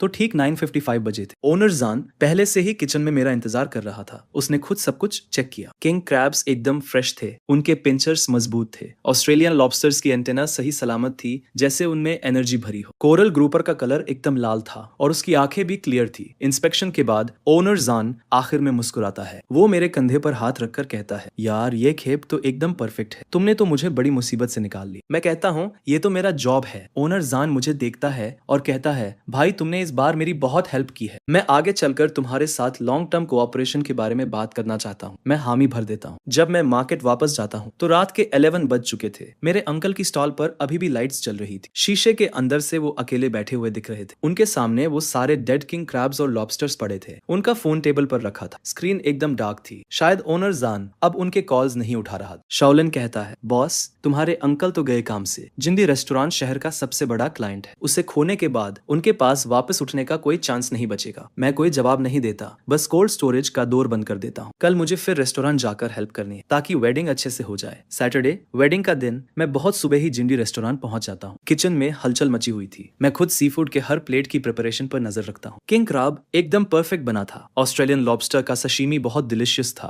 और स्टीम्ड ग्रुपर भी एकदम टेंडर था। ओनर जान हॉल में गेस्ट का स्वागत कर रहा था और बार बार किचन की तरफ देखकर मुस्कुरा रहा था। दोपहर 11 बजे वेडिंग शुरू होती है। 300 टेबल्स पर बैठे गेस्ट सी फूड डिशेस की तारीफ करते नहीं थकते। कुछ बिजनेस ओनर्स तो वहीं ओनर जान से पूछने लगते हैं कि ये माल कहाँ से आया है, जिस पर वो मुस्कुराते हुए जवाब देता है, ये मार्केट के एक यंग लैड सप्लाई करता है। आजकल ये मिलना थोड़ा मुश्किल है। दोपहर के 3 बजे ओनर जान मुझे अपने ऑफिस में बुलाता है और वेटर को हम दोनों के लिए टी लाने को कहता है। वो बैठता है, सिगरेट जलाता है और कहता है, यार इस बार सब तुम्हारी वजह से हुआ। अगर ऐसा नहीं होता तो मेरी सारी रेप्यूटेशन मिट्टी में मिल जाती। ओनर जांग ने हाथ हिलाकर कहा कि मेरे अंकल के साथ इतने सालों तक काम करना शुरू में तो ठीक था, पर पिछले 2 सालों में हालत और भी खराब हो गई है। उससे सिर्फ प्रॉफिट की पड़ी रहती है। वो अरोगंत है और जब कोई प्रॉब्लम होती है तो अपनी गलती कभी नहीं मानता, हमेशा एक्सक्यूजेस देता रहता है। वेडिंग में जो हुआ उससे तो सब क्लियर हो गया। ओनर जांग ने आगे कहा, मैंने एक डिसीजन लिया है। अब से रेस्टोरेंट के लिए सारे सी फूड्स तुमसे ही आएंगे। मेरे 2 लोकेशंस है और हर हफ्ते कम से कम 2 लाख का वॉल्यूम रहता है। क्या तुम सप्लाई गारंटी कर सकते हो? मैंने कहा, मैं गारंटी दे सकता हूँ। साउथ डॉक पर सोर्स स्टेबल है और क्वालिटी भी एश्योर्ड है। इसके अलावा मेरे पास प्रोफेशनल कोल्ड चेन डिस्ट्रीब्यूशन भी है। ये रहा कोलैबोरेशन का कॉन्ट्रैक्ट। ये अगले महीने से लागू हो जाएगा। इस ऑर्डर के क्लोज होते ही मेरे कोल्ड स्टोरेज का डेली कैश फ्लो 3 लाख से ऊपर स्टेबलाइज हो पाएगा। मैं अपने अंकल के हाईएस्ट लेवल को पूरी तरह से सरपास कर दूंगा। मैं किस तरह का मार्केट ओपन कर रहा हूँ। रास्ते में मुझे उन ओनर्स के कई कॉल्स आए जो वेडिंग बैंक्वेट में आए थे। वो मुझसे पूछ रहे थे कि क्या मैं उन्हें भी सप्लाई कर सकता हूँ। मैंने एक एक करके उनके कॉन्टैक्ट्स नोट किए और उनसे मिलने का टाइम फिक्स किया। अब मार्केट में ये रूमर है कि मुझे जिंदिन होटल का ऑर्डर मिल गया है और अब मेरा बिजनेस आसमान छूने वाला है। रात के 8 बजे मैं अपने वेयरहाउस के सामने खड़ा था और दूसरी तरफ अपने अंकल की स्टॉल को देख रहा था। लाइट तो जल रही थी पर अंदर सब खाली था। बस वो अकेले बैठे हुए थे। उनके सामने बिल्स का ढेर लगा हुआ था और वो कैलकुलेटर यूज करते जा रहे थे। तभी शाओलिन मेरे पास आया और धीरे से बोला, बॉस मैंने सुना है कि आज तुम्हारे अंकल मिस्टर जान से रहम मांगने गए पर उन्होंने उसे अंदर तक नहीं आने दी। लोग ये भी कह रहे हैं कि तुम्हारे अंकल ने बैंक्वेट के लिए जो सारा सामान तैयार किया था वो सब उनके हाथ में ही रह गया। कम से कम 3 लाख का नुकसान हुआ है। मैंने कुछ नहीं कहा, बस एक सिगरेट जला ली। इस बार मेरे अंकल सच में खत्म हो गए। उन्होंने सबसे बड़ा क्लाइंट हिंदिन्स होटल को खो दिया है। उनका पेमेंट चेन पूरी तरह से टूट गया। ऊपर से प्राइस वॉर में हुए नुकसान और लोन्स पर लगने वाले इंटरेस्ट अलग। अब वो और नहीं झेल पाएंगे। मार्केट में लोग अब ये भी कह रहे हैं कि उनकी स्टॉल महीने के आखिर तक नहीं चल पाएगी। वो लोग ये भी कहते हैं कि उनके पुराने फ्रीजर अब पूरी तरह से बेकार हो चुके हैं और वो ठीक नहीं हो सकते। अगले दिन मैं उन ओनर्स से मिलने गया जिनसे मैं बैंक्वेट में मिला था। वो शहर के मशहूर रेस्टोरेंट्स के ओनर्स हैं और उन्हें सी फूड में एकदम हाई क्वालिटी चाहिए। मैं उन्हें वेयरहाउस में ले गया ताकि वो माल देख सके। मैंने उन्हें साउथ डॉक से आने वाले माल और डिस्ट्रीब्यूशन सर्विस के बारे में पूरी जानकारी दी, जिसे देखकर वो सब लोग बहुत खुश हो गए। उन्होंने तुरंत मेरे साथ कोलैबोरेशन कॉन्ट्रैक्ट साइन किया और हिंदिन्स होटल का ऑर्डर भी दे दिया। अब मेरे पास 5 बड़े रेस्टोरेंट्स हैं जिनके साथ मेरा लॉन्ग टर्म कोऑपरेशन है और हर हफ्ते 4 लाख से ज्यादा का वॉल्यूम है। ये देखकर शाओलिन बहुत खुश होकर मुझसे कहता है, बॉस अब तो हम सच में आगे बढ़ रहे हैं। मैंने अपने हाथों में कॉन्ट्रैक्ट देखा और मुझे सुकून मिला। सिर्फ 2 महीनों में 1,20,000 से इतना ज्यादा। मैंने ना सिर्फ खुद को मजबूत किया है बल्कि मार्केट में सबसे अच्छे क्वालिटी वाले क्लाइंट्स भी हासिल कर लिए हैं। उसी शाम मैं साउथ डॉक पर लाओचन और बाकी लोगों से बात करने गया। उनसे मैंने सप्लाई बढ़ाने के बारे में बात, जिस पर लाओचन ने कहा कि कोई प्रॉब्लम नहीं है, उनके पास 2 और शिप्स तैयार हैं। वो लोग सप्लाई को एकदम स्टेबल रखना चाहते हैं। जब मैं मार्केट वापस आया तो शाम हो चुकी थी। तभी मुझे मेरे चाचा का स्टॉल दिखा। वहाँ कुछ लोग खड़े थे जो उनसे अपने पैसे मांग रहे थे और वो लोग बहुत चिल्ला रहे थे। मेरे चाचा वहाँ खड़े थे। उनके बाल बिखरे हुए थे और उनका चेहरा पीला पड़ गया था। ऐसा लग रहा था जैसे वो 10 साल बूढ़े हो गए हो। शाओलिन ने मुझसे कहा, बॉस मैंने सुना है कि तुम्हारे चाचा आज बैंक में लोन लेने गए थे पर उन्होंने मना कर दिया। अब उन पर 10 लाख से ज्यादा का कर्ज है और वो उसे चुका नहीं पाएंगे। मैंने कुछ नहीं कहा। मैं सीधा वेयरहाउस चला गया और अपना काम करने लगा। कल एक और ऑर्डर पूरा करना है और हम पीछे नहीं रह सकते। हिंदिन्स होटल का ऑर्डर मिलने के बाद मेरे वेयरहाउस का हर दिन का फ्लो 3 लाख से ज्यादा हो गया। लेकिन मुझे पता था कि सिर्फ कुछ बड़े रेस्टोरेंट से काम नहीं चलेगा। मार्केट के जो रिटेलर्स हैं वो हमारी जड़ें हैं और जब तक मैं उन सबको साथ नहीं लूंगा तब तक मैं इस मार्केट को सही से कंट्रोल नहीं कर पाऊंगा। उसी शाम मैंने मार्केट के करीब 12 रिटेलर्स को इकट्ठा किया। ये वो रिटेलर्स हैं जिनके साथ मेरे अच्छे संबंध, ये वो लोग हैं जिनके साथ मैंने पिछले 6 महीनों से काम किया है। मैंने कुछ लोगों को पैसे देकर मदद की है और कुछ लोगों को सामान दिलाने में मदद की है। मैंने उन्हें खाना परोसा और सीधे अपने आइडिया के बारे में बता दिया। मैंने उनसे कहा कि कंपटीशन बहुत फियर्स है और अकेले काम करके सरवाइव करना मुश्किल है। मैं अपने कोल्ड स्टोरेज पर ध्यान केंद्रित करते हुए एक सप्लाई अलायंस बनाना चाहता हूँ ताकि सोर्सिंग, प्राइस और डिस्ट्रीब्यूशन को यूनिफाई किया जा सके, सब मिलकर एक दूसरे को बेनिफिट पहुंचा सके और प्रॉफिट शेयर कर सके। कई लोगों ने एक दूसरे को देखा, जिस पर किसी ने पूछा कि ये ऑपरेट कैसे करेगा। मैंने कहा कि ये सिंपल है। सबसे पहले सप्लाई को सेंट्रली यहीं से मैनेज किया जाएगा, जिससे बेस्ट क्वालिटी और प्राइस गारंटी होगी। दूसरा, डिस्ट्रीब्यूशन को मेरे कोल्ड चेन व्हीकल से यूनिफाई किया जाएगा, जिससे लॉस कम होगा। तीसरा, प्रॉफिट को प्रोपोर्शनली डिवाइड किया जाएगा, जिसमें 30% मेरा होगा और 70% तुम्हारा। तभी मिस्टर वान नाम के एक रिटेलर ने कहा, तुम्हारी आइडिया तो अच्छी है, लेकिन हमें तुम्हारे साथ कोलैबोरेट क्यों करना चाहिए? मैंने जवाब दिया, मैं सप्लाई में अपनी एडवांटेज का फायदा उठाना चाहता हूँ। भाई हुआन, हम बहुत समय से कोलैबोरेट कर रहे हैं, तुम्हें पता होना चाहिए कि मैं कैसा इंसान हूँ। अगर मैं तुम्हें प्रेशर देना चाहता तो मैं अभी भी कर सकता था। मैंने ये अलायंस इसलिए बनाया है ताकि सब लोग पैसे कमा सके, न कि सिर्फ मैं। फिर एक और रिटेलर ने पूछा, तुम्हारे अंकल का क्या होगा? अभी तो उनका बिजनेस अच्छा नहीं चल रहा। मैंने कहा, उन्हें डरने की जरूरत नहीं है, वो खुद को बैरली ही सपोर्ट कर पा रहे हैं। वो तुम्हारा क्या करेंगे? बिजनेस में कैपेसिटी मैटर करती है, कनेक्शंस नहीं। कुछ रिटेलर्स ने कुछ देर तक सोचा और फिर अग्री कर गए। वो बोले, तुम एक फेयर इंसान हो, हमें तुम पर ट्रस्ट है। उसी रात मैंने 13 रिटेलर्स के साथ अलायंस एग्रीमेंट साइन किया। अगले वीक से उनकी सारी सप्लाईज मुझसे ही आएगी, डिस्ट्रीब्यूशन भी मेरे कोल्ड स्टोरेज ट्रक से ही होगा। मैंने गारंटी दी कि स्टेबल सप्लाई, बेस्ट प्राइस और जीरो लॉस होगा। शाओलिन एक्साइटमेंट से बोला, बॉस, इससे तो हमने मार्केट को इंटीग्रेट कर लिया है। एक बार बाइंग और सेलिंग अलायंस काम करना शुरू कर दे तो मेरा सप्लाई और कमर्शियल आउटलेट पर पूरा कंट्रोल हो। इससे मेरे अंकल का मार्केट शेयर और भी कम हो जाएगा, जिससे उनकी सिचुएशन और भी मुश्किल हो जाएगी। अलायंस ऑफिशियली ऑपरेट करना शुरू कर देता है। मैं साउथ डॉक से बहुत सारा माल लेकर आता हूँ। मैंने वो सारा माल अलायंस के मेंबर्स में डिस्ट्रीब्यूट कर दिया और डिलीवरी ट्रक्स भी बिल्कुल टाइम पर पहुंच गए। हर एक खेप बिना नुकसान के पहुंची, जिसे देखकर रिटेलर्स ने थम्स अप किया और कहा कि आय के साथ काम करना अलग ही एक्सपीरियंस है। जल्दी ही ये बात पूरे मार्केट में फैल गई कि आय ने एक बाइंग और सेलिंग अलायंस बना लिया। 1 डजन से ज्यादा रिटेलर्स उस अलायंस में शामिल हो गए। सब एक दूसरे को सपोर्ट कर रहे थे और बिजनेस भी पहले से बेहतर होता जा रहा। ये खबर सुनकर मेरे अंकल का चेहरा और भी उतर गया। मार्केट में उनका शेयर मेरी वजह से पहले ही कम हो गया था, जिस पर अब रिटेलर्स के साथ मिलकर मैंने उनकी रही सही कॉम्पिटिटिवनेस भी खत्म कर दी। तभी मेरे बगल में खड़े एक आदमी ने मेरे अंकल से कहा, अब हम आय के साथ काम करते हैं, सप्लाई भी स्टेबल है और प्राइसेस भी फेयर हैं। हम वापस तुम्हारे पास क्यों आए? मैंने कुछ नहीं कहा और मैं बस अपने काम में लगा रहा। उसी शाम मुझे ओल्ड चन का कॉल आया। उसने बताया कि साउथ डॉक पर 2 और नए शिप्स आ गए हैं और सप्लाई पहले से कहीं ज्यादा अबंडेंट है। उसने मुझसे पूछा कि क्या मैं सप्लाई का वॉल्यूम बढ़ा सकता हूँ। उनके पास बहुत सारा माल पड़ा हुआ है और उन्हें स्टेबल आउटलेट्स की जरूरत है। मैंने कहा कि कोई प्रॉब्लम नहीं है। अब अलायंस के साथ मेरे सेलिंग चैनल्स पूरी तरह से ओपन है। मैं कितना भी माल अब्सॉर्ब कर सकता हूँ। कॉल रखने के बाद मैं कोल्ड स्टोरेज के दरवाजे पर खड़ा हो गया और अपने अंकल के स्टॉल को देखने लगा, जो सामने ही था। वो एक क्रेडिटर से आर्ग्यू कर रहे थे। आवाज बहुत ऊंची थी। क्रेडिटर उनका चेहरा पॉइंट करते हुए चिल्ला रहा था कि अगर उधार लिया है तो वापस करना होगा और एक्सक्यूजेस बनाना बंद करो। मेरे अंकल, जिनका चेहरा गुस्से से लाल हो रहा था, लगातार खुद को एक्सप्लेन करने की कोशिश कर रहे थे और कुछ और दिन का टाइम मांग रहे थे। वो स्वेयर कर रहे थे कि वो पे करने का कोई रास्ता ढूंढ लेंगे, लेकिन क्रेडिटर सुनने को तैयार नहीं था और उसने सीधे थ्रेटन किया, अगर तुमने इस वीक तक पे नहीं किया तो मैं तुम्हें कोर्ट में रिपोर्ट कर दूंगा। शाओलिन मेरे पास आया और धीरे से बोला, बॉस, मैंने सुना है कि आपके अंकल का डेट 1.5 मिलियन युआन से भी ज्यादा हो गया है। अगर वो अपनी प्रॉपर्टी मॉर्गेज भी कर दे तो भी पे करने के लिए पर्याप्त नहीं हो। वो सच में एक डेड एंड पर है। मैं चेंबर के दरवाजे पर खड़ा होकर पूरे मार्केट को देख रहा था, जो पूरी तरह से जगमगा रहा था। लोग इधर उधर आ जा रहे थे और मंजर काफी बिजी था। वहीं मेरे सामने मेरे अंकल का स्टॉल अजीब तरह से खाली पड़ा था। शाओलिन ने मुझसे कहा, बॉस, अब तो मार्केट में सब यही कह रहे हैं कि आप ही इस जगह के असली बॉस हो। आपके अंकल का दौर अब खत्म हो गया। मैंने कोई जवाब नहीं दिया, बस कोल्ड स्टोरेज का दरवाजा बंद कर दिया। कल एक और खेप किंग क्रैब्स की आ रही है। अलायंस के मेंबर्स ने पहले ही 5 लाख युआन के ऑर्डर्स बुक कर दिए हैं। ये मार्केट अब मेरा है। बाइंग और सेलिंग अलायंस 2 हफ्तों से चल रही थी और सब कुछ स्मूथली चल रहा था। कोल्ड स्टोरेज में मेरा daily cash flow 4 lakh yuan से ऊपर स्टेबल था और मेरा मार्केट शेयर 60% तक पहुंच गया था। उस दोपहर मैं कोल्ड स्टोरेज में इन्वेंटरी कर रहा था, तभी अचानक ओल्ड चेन का फोन आया और उसकी आवाज अर्जेंट लग रही थी। उसने बताया कि मौसम विभाग ने टाइफून का अलर्ट जारी किया है। एक सुपर टाइफून 3 दिनों में जमीन से टकराएगा और समुद्र में मौजूद सभी जहाजों को शेल्टर के लिए पोर्ट पर वापस आना होगा। इसका मतलब था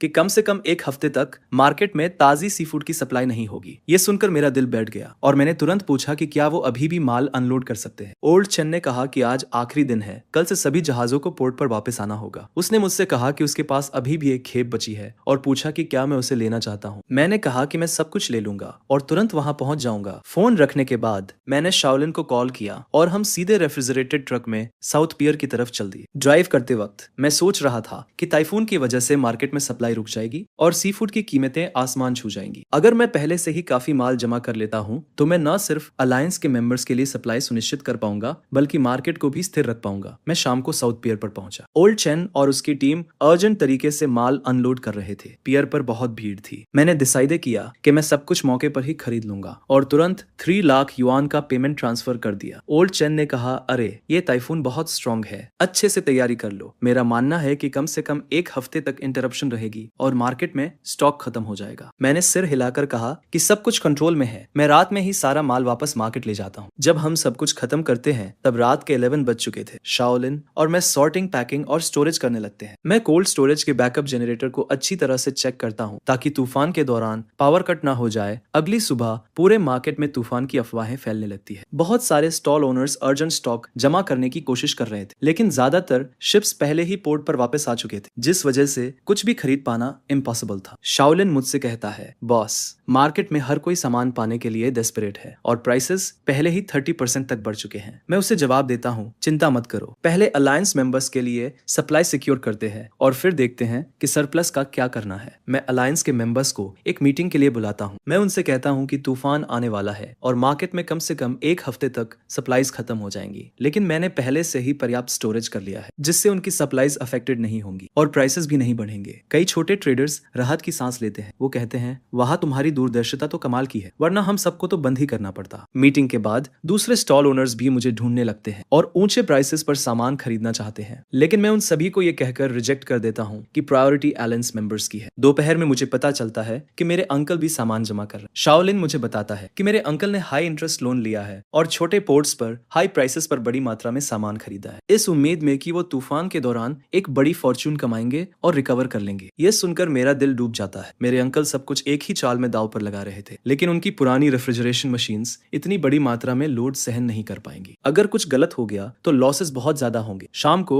मैं स्पेशली मेरे अंकल के स्टॉल पर जाता हूँ। वो अपने वर्कर्स को सामान कोल्ड स्टोरेज में ले जाने के लिए डायरेक्शन दे रहे थे और उनके चेहरे पर एक अजीब सी स्माइल थी। उनकी रेफ्रिजरेशन मशीन्स पूरी कैपेसिटी से चल रही थी और एक बहरा कर देने वाला शोर निकल रहा था। मैं उन पुरानी मशीनों के सामने खड़ा था, एक अजीब सी आशंका के साथ। तभी शाओलिन मेरे पास आता है और धीरे से कहता है, बॉस, आपके अंकल ने जो माल जमा किया है वो कम से कम 5 लाख का तो होगा ही। क्या आपकी ये पुरानी मशीन्स इसे संभाल पाएंगी? मैं बिना कुछ कहे अपना सिर हिला देता हूँ। उस रात मैं फिर से अपने कोल्ड स्टोरेज के सारे इक्विपमेंट चेक करता हूँ। रेफ्रिजरेटर्स नॉर्मली काम कर रहे थे और टेम्परेचर 5 डिग्री सेल्सियस नीचे स्टेबल था। जनरेटर के सारे टेस्ट भी एक्टिवेट करने के लिए रेडी थे। मैंने कुछ छोटे जनरेटर्स भी तैयार रखे थे। इसके बाद रात के 12 बजे वेयरहाउस के दरवाजे के सामने खड़े होकर मैं आसमान की ओर देखता हूँ। काले बादल इकट्ठा होने लगते हैं और हवा तेज हो जाती है। वेदर फोरकास्ट में बताया गया था कि टाइफून अगले दिन सुबह तक लान से टकराएगा, जिसकी विंड स्पीड 14 ग्रेड तक होगी। मेरे अंकल का स्टॉल मेरे स्टॉल के सामने था, जहां अभी भी रोशनी थी। ग्लास से मैं उन्हें अकेला अपने माल के सामने बैठा हुआ देख सकता था।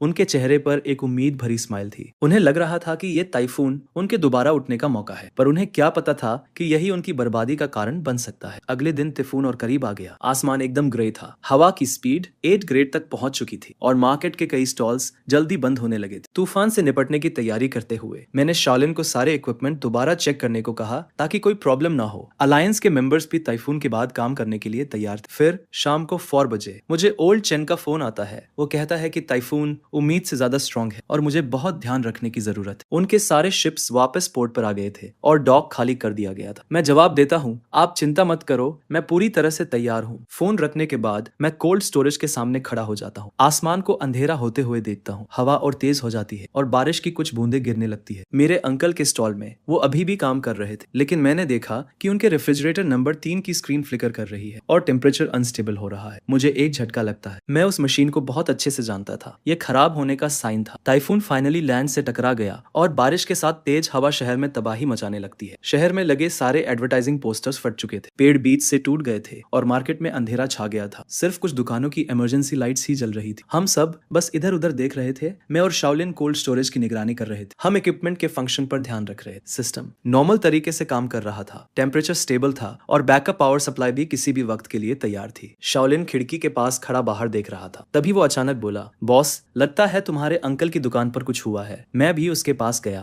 और बारिश में देखने लगा। मेरे अंकल की दुकान में अंधेरा था, उनके सारे रेफ्रिजरेटर्स बंद थे और वो टॉर्च की रोशनी में इधर उधर घूम रहे थे। शाओलिन ने कहा, बॉस, उन्होंने बैकअप का कोई इंतजाम नहीं किया था। बॉस, अगर पावर नहीं आई तो उनका सारा सामान खराब हो जाएगा। मैंने कुछ नहीं कहा और अपने इक्विपमेंट की निगरानी करता रहा। तूफान पूरे 6 घंटे चला। फिर धीरे धीरे हवा और बारिश कम होने लगी, आसमान साफ होने लगा और मैं कोल्ड स्टोरेज से बाहर निकला। मार्केट में सब कुछ तहस नहस हो गया था। हर जगह डेड सी फूड फैला हुआ था। दूर से ही सड़ने की बदबू आ रही थी। शाओलिन बोला, बॉस, तुम्हारे अंकल का तो सब खत्म हो गया। 6 घंटे तक लाइट नहीं थी और सारे रेफ्रिजरेशन मशीन्स बंद थे। 5 लाख का माल खराब हो गया। मैं भी जाकर देखने लगा। किंग क्रैब्स, ऑस्ट्रेलियन लॉबस्टर्स और स्टार ग्रुपर सड़े हुए मांस में बदल चुके थे। मेरे अंकल वहीं पर खाली नजरों से बैठे थे, जैसे उनकी आत्मा ही निकाल ली गई। मुझे देखकर उनकी आंखों में कई सारे इमोशंस दिखे, लेकिन आखिर में उन्होंने कुछ नहीं कहा, बस सिर झुका लिया। मैं बिना उन्हें देखे वापस मुड़ गया। कोल्ड स्टोरेज में वापस आकर मैंने इन्वेंटरी चेक करना शुरू किया। तूफान में 0 नुकसान हुआ था। सारा सी फूड जिंदा था। मैंने तुरंत अलायंस के मेंबर्स को इन्फॉर्म किया कि हम नॉर्मल सप्लाई कर सकते हैं। सुबह 10 बजे तक मार्केट फिर से शुरू हो गया, लेकिन ज्यादातर दुकानों को पावर कट की वजह से बहुत नुकसान हुआ था और उनके पास बेचने के लिए कुछ नहीं था। सिर्फ मेरा ही गोदाम ठीक से काम कर रहा था। जल्द ही सिर्फ मेरे पास ही स्टॉक था। बड़े बड़े रेस्टोरेंट्स के बायर्स मुझे कॉल करके पूछने लगे कि क्या मैं उन्हें सप्लाई कर सकता हूँ। मैंने हाँ तो कह दिया, पर मैंने कहा कि प्राइसेस मार्केट के हिसाब से ही चलेंगे। तूफान के बाद सी फूड की कमी हो गई थी। प्राइसेस बढ़ गए थे,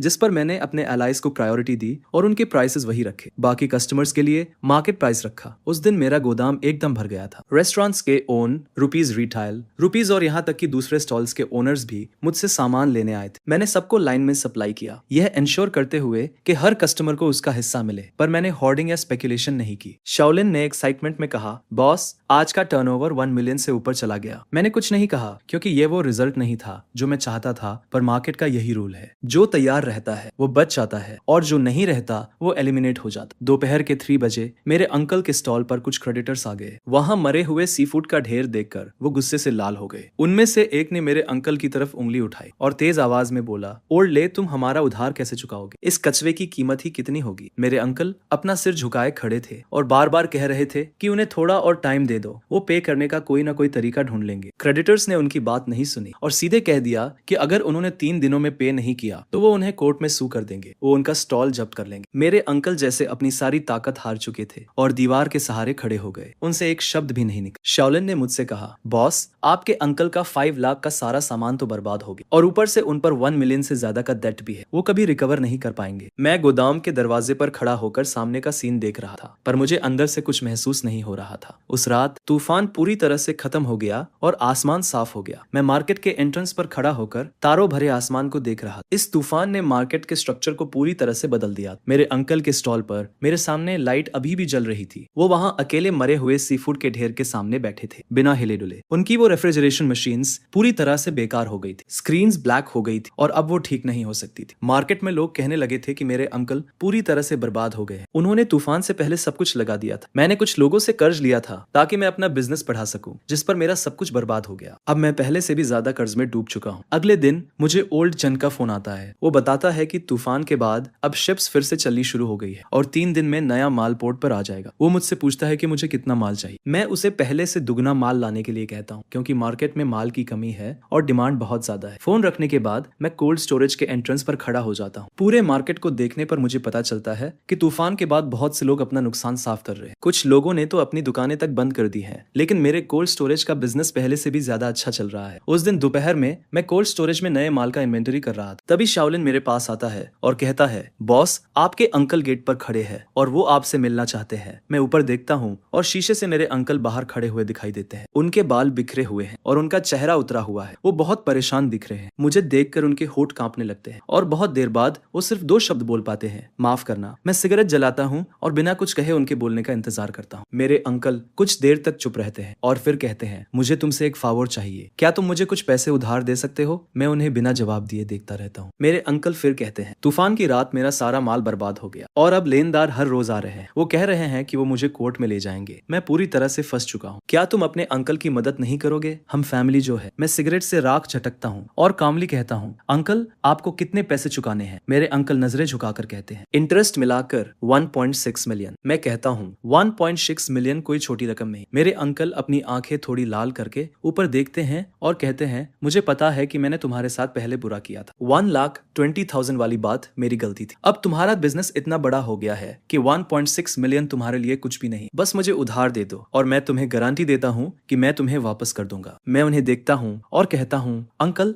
आप मुझे वापस कैसे करेंगे? मेरे अंकल हैरान होकर जवाब देते हैं, मेरे पास अभी भी वो स्टॉल है, भले ही उसकी कीमत अब ज्यादा ना हो, लेकिन लोकेशन अभी भी अच्छी है। जब मैं ठीक हो जाऊंगा तो तुम्हें ब्याज के साथ पैसे लौटा दूंगा। ये सुनकर मैं हंसता हूँ और कहता हूँ, चाचा क्या सच में आपको लगता है कि आप ठीक हो पाएंगे? मेरी बात सुनकर चाचा एकदम चुप हो जाते हैं। उनका चेहरा शर्म से लाल हो जाता है। मैं आगे कहता हूँ कि तूफान आने से पहले मौसम विभाग ने चेतावनी दी थी कि सबको जनरेटर तैयार रखना चाहिए, लेकिन उन्होंने कुछ नहीं किया और डेस्परेशन में आकर सूदखोरों से कर्ज लेकर सामान भर लिया। ये तो उनकी अपनी गलती थी। अब जब सब कुछ गलत हो गया है तो मुझसे पैसे मांगने आ गए। किस हक से? मेरे चाचा कहते हैं, अरे हम तो परिवार है। मैं जवाब देता हूँ, चाचा जब मुनाफा बांट रहे थे तब तो मुझे परिवार नहीं समझा। 3065 दिन साल भर मैं तुम्हारे लिए काम करता रहा और तुमने मुझे सिर्फ 1,20,000 दिए, ये कहकर कि मैं तो बस सस्ता मजदूर हूँ। अब जब तुम मुश्किल में हो तो तुम्हें याद आ रहा है कि हम परिवार है। मेरे चाचा एकदम चुपचाप खड़े रह जाते हैं, जैसे उनकी सारी ताकत ही चली गई हो। मैं सिगरेट बुझाता हूँ और कहता हूँ, चाचा मैं तुम्हारी मदद कर सकता हूँ, लेकिन पैसे उधार देकर नहीं। ये सुनकर चाचा की आंखें चमक उठती हैं और वो कहते हैं, अरे बताओ, जब तक मैं इस क्राइसिस से उबर जाऊं मैं तुम्हारी हर शर्त मानने को तैयार हूँ। मैं कहता हूँ, तुम अपनी पोजीशन मुझे दे दो और मैं 1.6 मिलियन लगाकर तुम्हारे सारे कर्ज चुकाने में मदद करूंगा। मेरी बात सुनकर चाचा एकदम सन्न रह जाते हैं, बहुत देर तक कुछ नहीं बोलते। मैं उन्हें समझाता हूँ कि अब वो पोजीशन सिर्फ एक खोखला शेल है और सारे कूलिंग सिस्टम बेकार हो चुके हैं, कस्टमर्स भी जा चुके हैं और अगर वो मुझे नहीं देंगे तो लेनदार कोर्ट के जरिए उसे जब्त कर लेंगे। जब्त होने से बेहतर है कि वो मुझे बेच दे, कम से कम इससे उनके सारे कर्ज तो चुकता हो जाएंगे और वो जेल जाने से भी बच जाएंगे। मेरे चाचा का चेहरा पीला पड़ जाता है और होठ कांपते हुए वो कहते हैं, अरे ये पोजीशन तो 10 साल की मेरी मेहनत का फल है। जिस पर मैं कहता हूँ कि मेहनत से कर्ज नहीं चुकाए जाते। अब उनके पास सिर्फ दो ऑप्शन है, या तो वो पोजीशन मुझे दे दें, अपने कर्ज चुकाएं और नई शुरुआत करें, या फिर मुकदमे का इंतजार करें, पोजीशन जब्त हो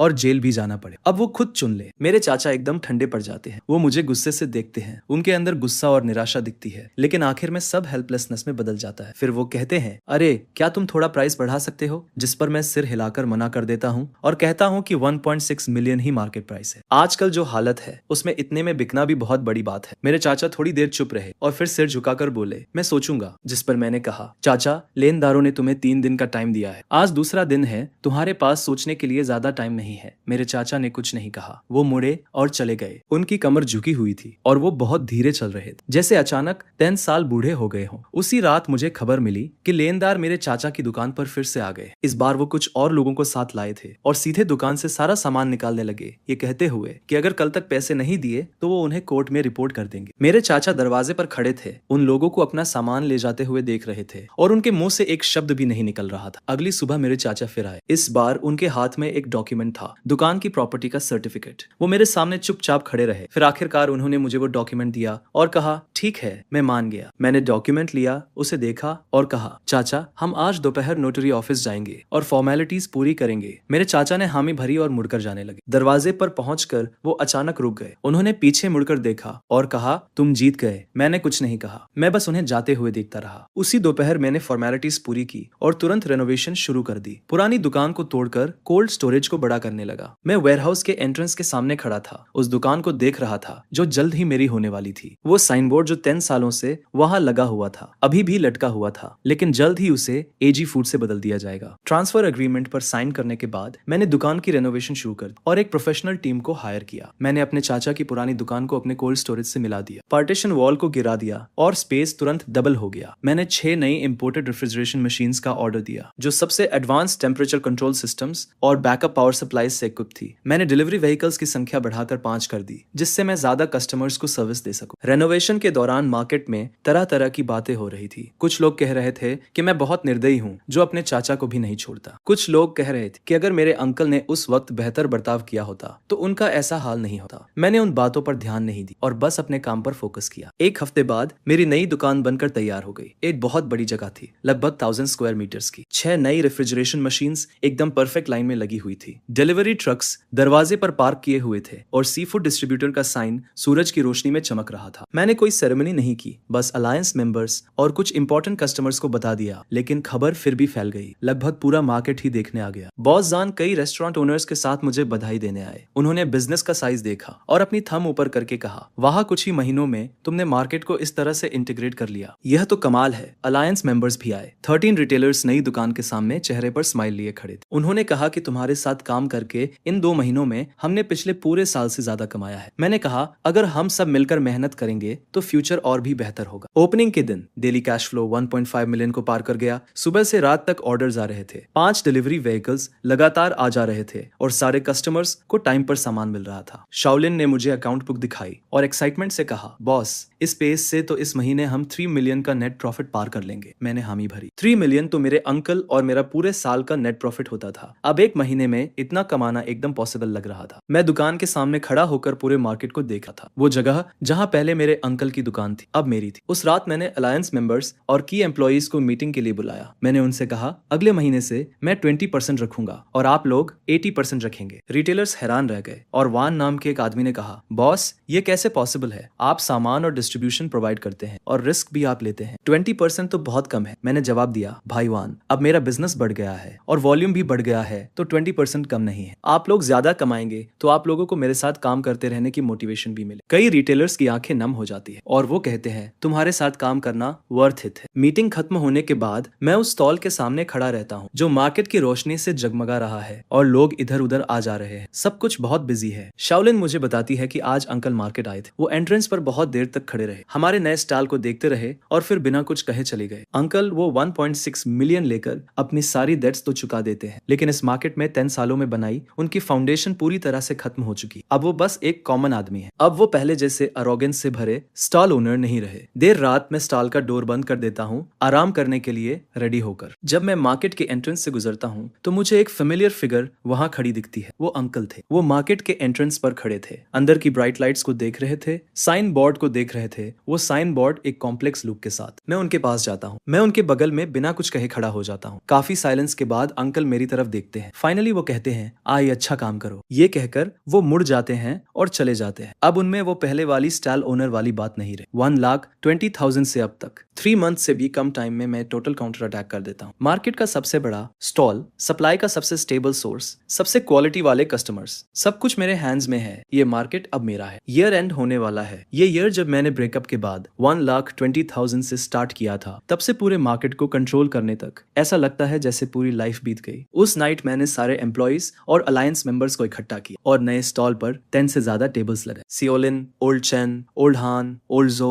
और 13 रिटाइल रुपीज, वो सभी जिन्होंने फॉलो किया, वो पूरी टीम जो मेरे साथ फाइट करती है, सब यहाँ है। मैं उठता हूँ, अपना कप उठाता हूँ और कहता हूँ, इस ईयर सपोर्ट करने के लिए आप सभी का थैंक्स। आज ईयर एंड के प्रॉफिट्स को बांटने का डे है और मैं अपना प्रॉमिस पूरा करता हूँ। शाओलिन को सबसे पहले उसका शेयर मिलता है। मैं उसे 2 लाख का रेड एनवेलप देता हूँ। उसकी स्टार्टिंग सैलरी 12,000 पर मंथ थी और मैंने उसे ईयर एंड बोनस का प्रॉमिस किया था और वो अच्छा काम करती है। वो 2 लाख वो डिजर्व करती है। 13 रिटेलर्स को भी उनका शेयर मिलता है। अग्रीमेंट के अनुसार प्रॉफिट शेयरिंग 80 से 20 थी। उन्हें बिगेस्ट पार्ट मिलता है। हर किसी को सैकड़ों हजारों मिले, कुछ को तो मिलियन से भी ज्यादा। शाओलिन और बाकी रिटेलर्स इतने खुश थे कि उनसे बोला भी नहीं जा रहा। दूसरों के लिए काम करते हुए वो लोग पूरा साल जी तोड़ मेहनत करते थे और मुश्किल से 1 लाख कमा पाते थे। आय के साथ कुछ महीने काम करने के बाद उन्होंने पिछले कई सालों से ज्यादा कमा लिया। मैंने कहा, अगर सब लोग मुझे फॉलो करते हैं तो मैं किसी को निराश नहीं करूं। चलो अगले साल और मेहनत करते हैं, ये और भी बेहतर होगा। पुराने चेन और बाकी शिप कैप्टन्स भी आए और मैंने हर एक को खूब सारे गिफ्ट्स दिए। इस साल सपोर्ट करने के लिए उनका शुक्रिया अदा किया। पुराने चेन ने मेरी पीठ थपथपाई और कहा, आए, तुम एक लॉयल और बहादुर लड़के हो। हमने तुम पर ट्रस्ट करके कोई गलती नहीं की। काफी ड्रिंक्स के बाद माहौल और भी गर्म हो गया। कुछ रिटेलर्स इन महीनों में जो हुआ उसे याद करने लगे। वो बता रहे थे कि कैसे शुरुआत में मार्केट में किसी को मुझ पर भरोसा नहीं था। वो सोचते थे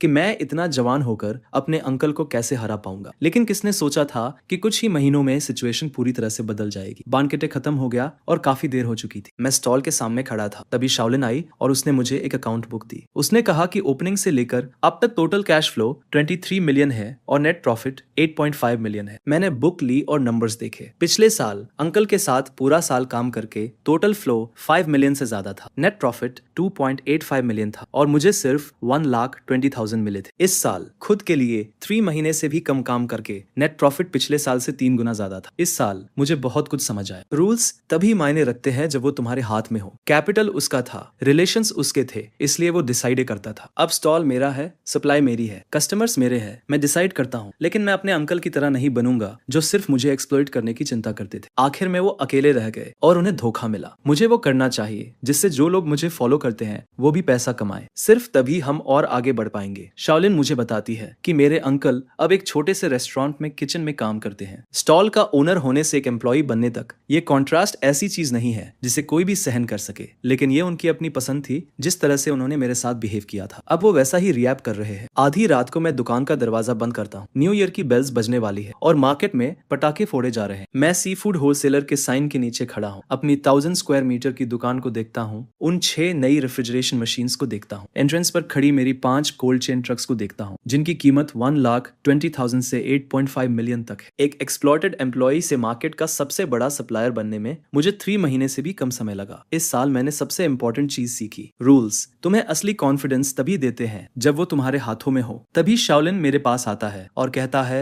बॉस हैप्पी न्यू ईयर। मैं मुस्कुराता हूँ और कहता हूँ हैप्पी न्यू ईयर। दूर आसमान में कलरफुल लाइट्स के साथ फायरवर्क्स खिलने लगते हैं जो पूरे मार्केट को रोशन कर देते हैं। मैं दुकान के डोर पर खड़ा हूँ और यह सब देखकर मेरा दिल शांत हो जाता है। अगले साल मैं और भी ग्रो करना चाहता हूँ। मैं सिर्फ इस मार्केट को कंट्रोल नहीं करना चाहता बल्कि बिजनेस को पास की सिटीज और उससे भी आगे एक्सपांड करना चाहता हूँ। लेकिन अभी मैं सिर्फ घर जाकर अपनी माँ के साथ न्यू ईयर्स ईव डिनर करना चाहता हूँ। मैं अपना फोन निकालता हूँ और उसे मैसेज करता हूँ, माँ मैं कल घर आऊंगा। फोन तुरंत रिप्लाई करता है, ठीक है माँ, तुम्हारा इंतजार कर रही है। मैं फोन रखता हूँ, दुकान का डोर लॉक करता हूँ और ड्राइव करके मार्केट से निकल जाता हूँ। रेयर व्यू मिरर में सी फूड होलसेलर का साइन दिखता है।